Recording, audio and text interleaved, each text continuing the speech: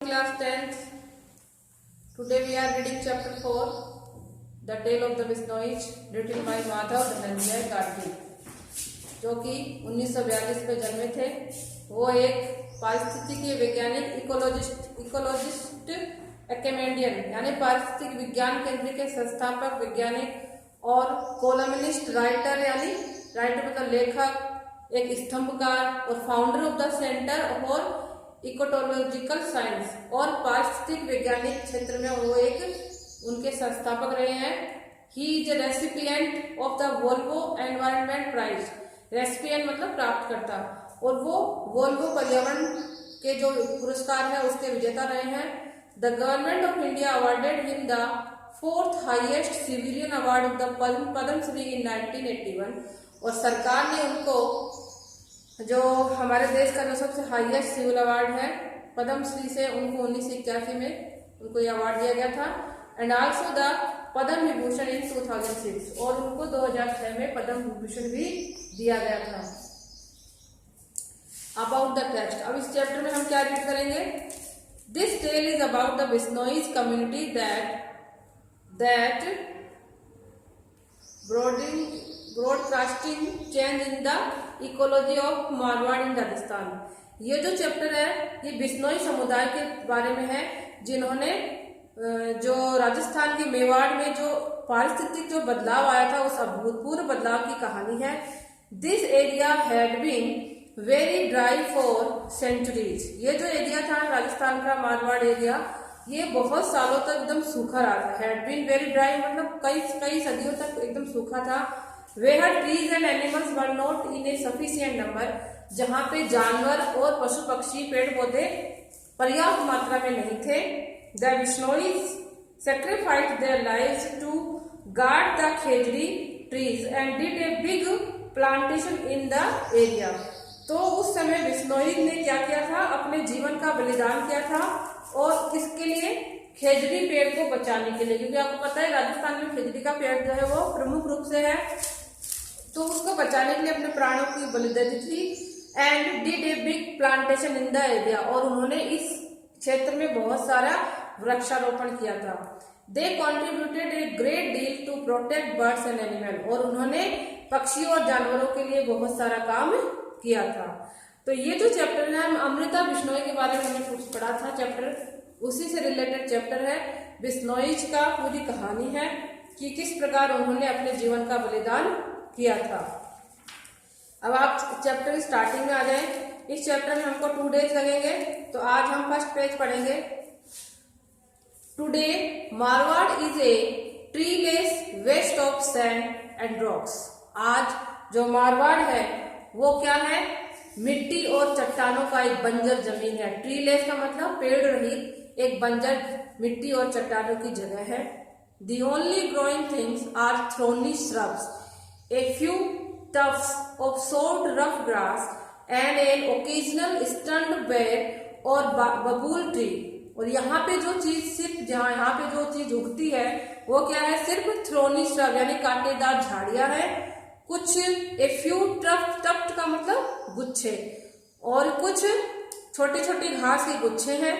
And occasional का मतलब थोड़े बहुत कभी कभार, स्टंड बेर कभी कभार जो अर्ध विकसित पेड़ उग जाते हैं, बबूल का बेर का वो पेड़ है। But incredibly you can, but incredibly का मतलब आपको विश्वास नहीं होगा, एविशियस मतलब आप इस बात पे विश्वास नहीं कर सकते हो। Even in this desert come across the old village with groups of well ground khejri trees, यानी आप विश्वास नहीं कर सकते हो कि यह एक डेजर्ट होते हुए, एक रेगिस्तान होते हुए भी, come across the old village मतलब ओल्ड विलेज का मतलब एक अलग गांव की तरह इसको माना जाता था। किस लिए, ग्रुप्स का मतलब लताएं थी, कुंज थी, और वेल ग्राउंड खेजड़ी ट्रीज यानी अच्छे से फले भूतित यहाँ पे खेजड़ी के पेड़ों की बहुत सारी लताएं थी। कुंज था मतलब बहुत झुंड था, पूरे पेड़ों खेजड़ी के बहुत सारे वृक्ष थे।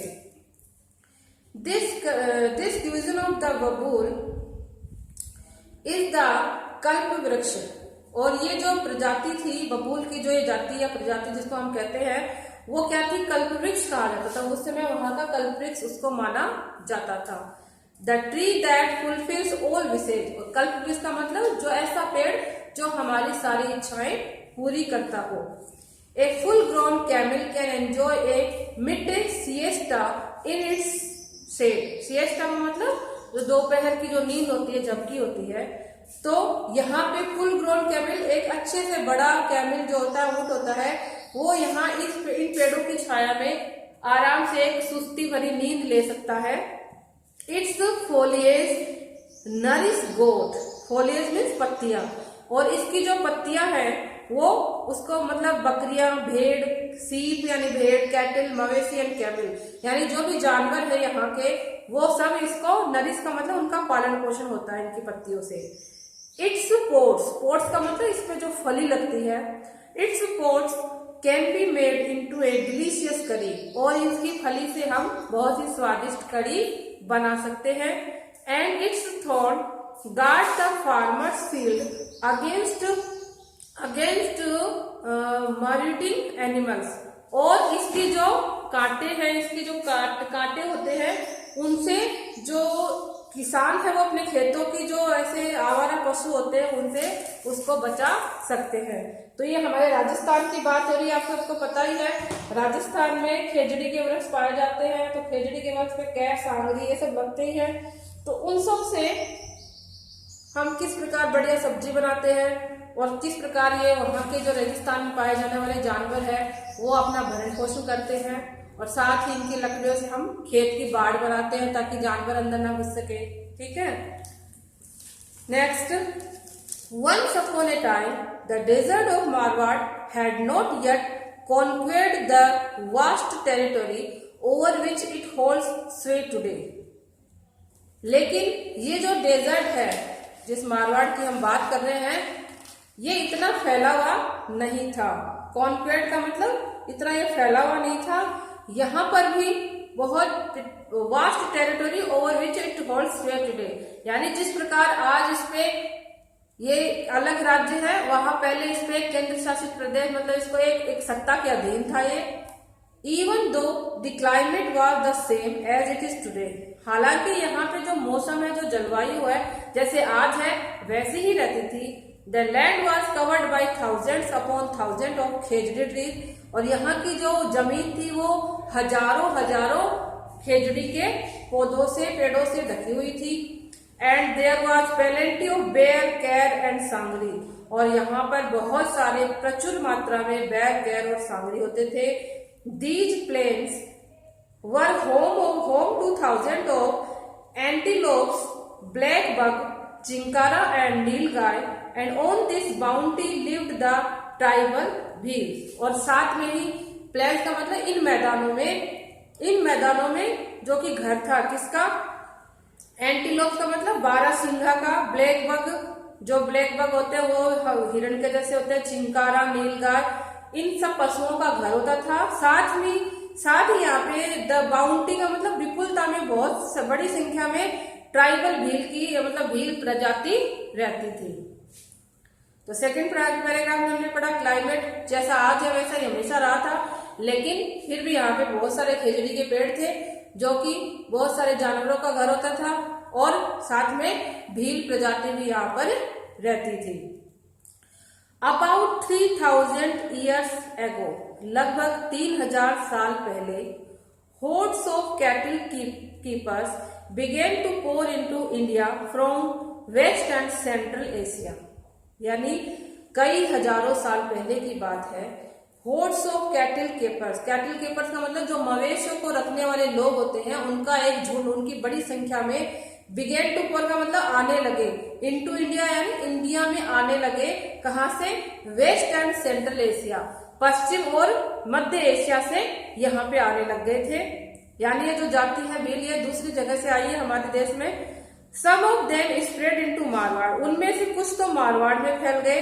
The Bhils resisted their encroachment, अब जब वो वहां पे भील जाती रहती थी तो ये जो कैटल क्रीपर्स थे, मवेशियों को पालने वालों का झुंड था, जब वहां पे सेंट्रल एशिया और वेस्ट एंड सेंट्रल एशिया से वहां पे आए, इंडिया में आए, और वो आके मारवाड़ में फैल गए, तो उस समय रेसिस्टेंट का मतलब प्रतिरोध किया, किस एनक्रोचमेंट का मतलब अतिक्रमण। तो वहां के जो भील के जाति के लोग थे उन्होंने इसका बहुत अतिक्रमण, इसका प्रतिरोध किया कि इस तरह से आप लोग आके यहाँ कैसे फैल गए, इसका विरोध किया। But the invaders had forces and superior weapons and pretty soon took care of the wheels.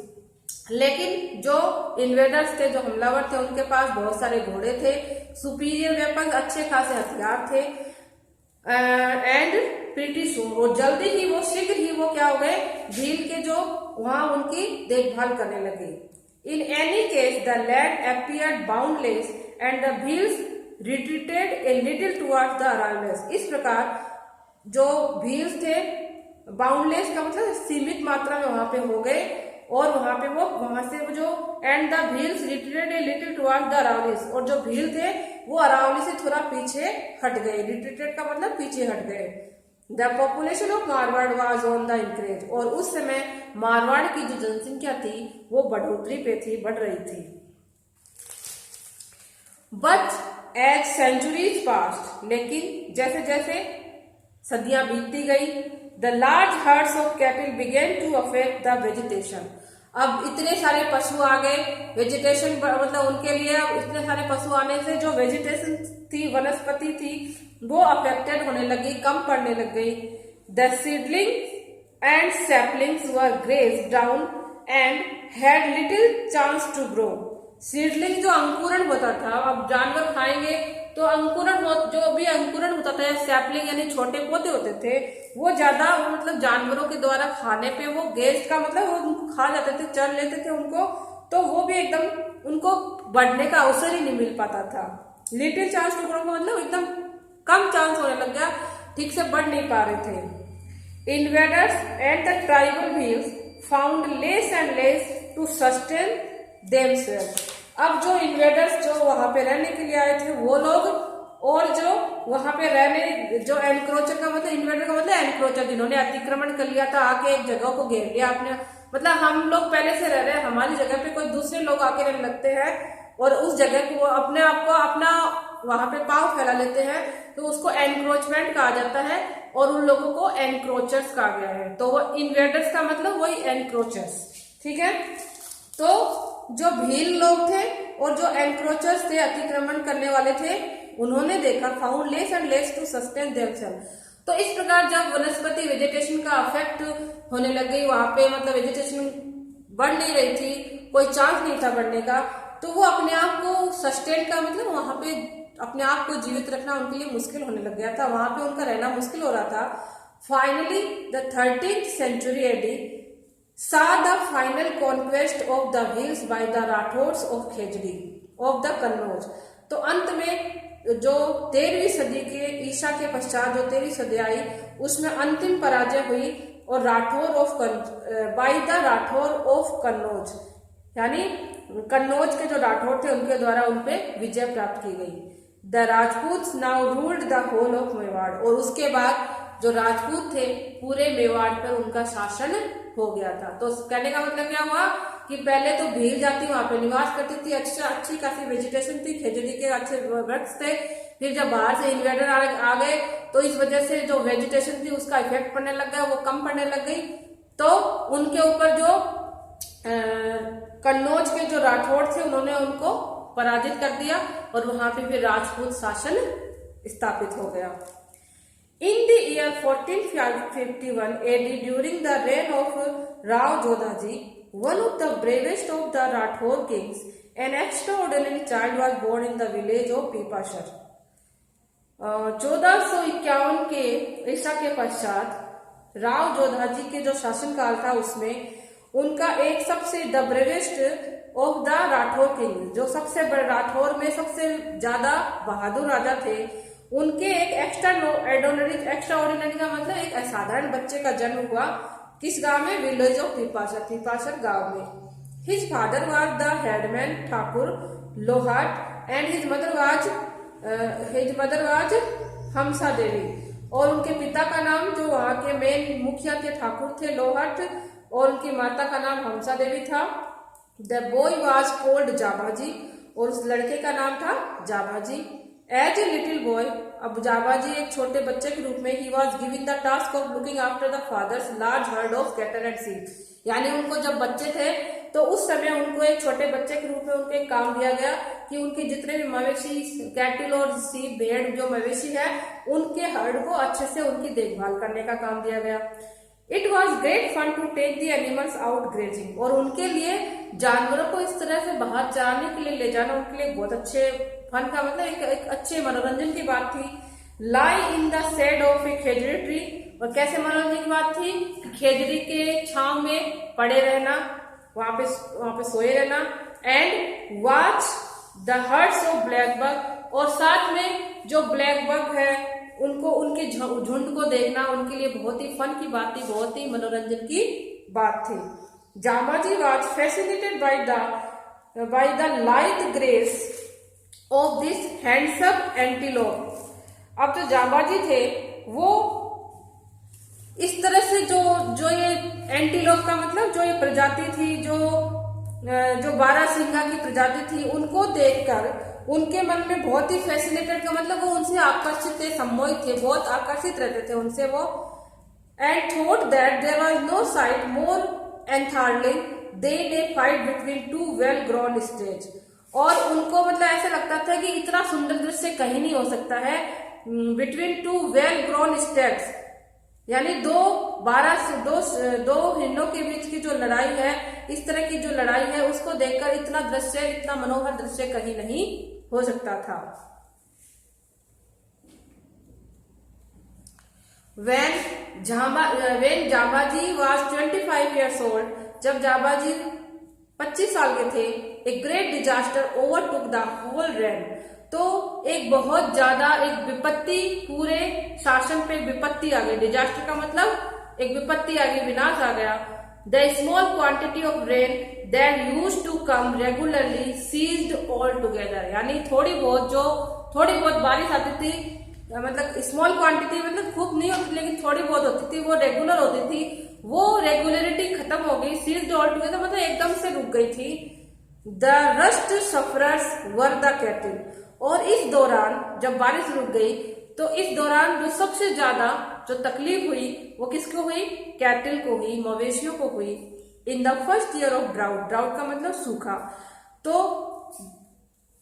जो सूखे का पहला साल था उसके दौरान they could eat the bajra store in the, यानी जब सूखा पड़ जाता है तो हम स्टोर करके रखते हैं, तो पहले सूखे में तो उन्होंने जो बाजरा स्टोर किया हुआ था उसको खाया।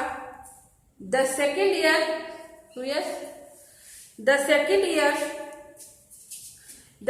ईयर वॉज वेरी बैड, लेकिन जो दूसरा साल था वो बहुत ज्यादा खराब था। There was not a blade of grass left standing anywhere, और इस दौरान बिल्कुल भी घास नहीं रही। पहले साल में बाजरा गया, सेकेंड साल और उससे खराब आया, और उस साल उन्होंने कुछ भी खाने को नहीं था उनके पास, यानी एक ब्लेड ऑफ ग्रास का मतलब एक घास की एक पत्ती भी नहीं थी। People had ate any trees they could find and fed the animals on the leaves, यानी जो लोग थे हर पेड़ को, जहां उनको कोई पेड़ मिलता उसको वो काट देते थे, उसकी पत्तियां सब काट देते थे जानवरों के लिए। But even so there was not enough browse for all the hungry animals, लेकिन इतना सा जो चारा मतलब जानवरों के लिए चारा इतना पर्याप्त नहीं था भूखे जानवरों के लिए। And the drought continued for 8 constructive years, और जो सूखा था लगातार 8 सालों तक चला।